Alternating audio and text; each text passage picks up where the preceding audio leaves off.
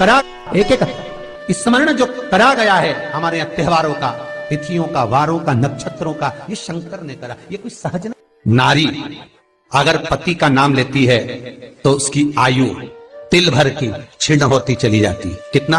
तिल भर।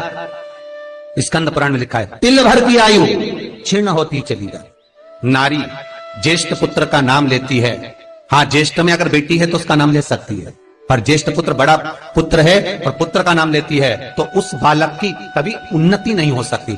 तन से, मन से या धन से वो बालक हमेशा दुखी ही रहेगा। तुम दुनिया का सारा सपोर्ट कर दो, तुम चाहे अपनी प्रॉपर्टी बड़े बेटे के नाम कर दो, तुम चाहे पूरा दुनिया भर का सुख अपने बेटे के सामने लाकर खड़ा कर दो, तो भी अगर मां अपने बड़े पुत्र का नाम बार बार लेती है तो वो पुत्र या तो तन से या मन से या धन से दुखी ही मिलेगा, वो सुख नहीं पा सकता।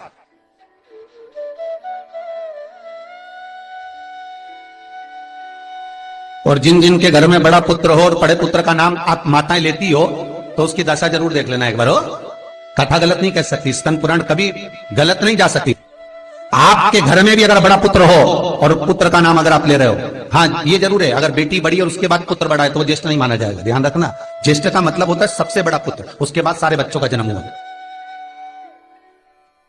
क्योंकि बेटी अगर जन्म ले ली पहले फिर बेटा हुआ तो बेटी ज्येष्ठ कहलाएगी, बेटा नहीं कहलाएगा।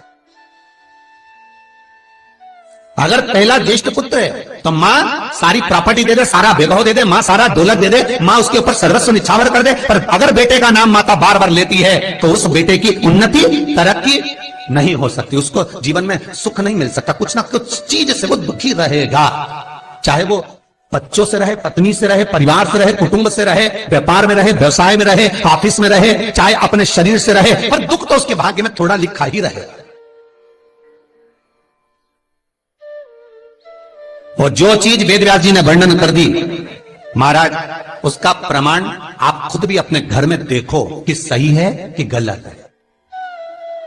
जिस जिस घर में बड़ा पुत्र हो और मां उसका नाम बार बार लेती हो, बार बार लेती हो, उस पुत्र की दशा देखिएगा आप।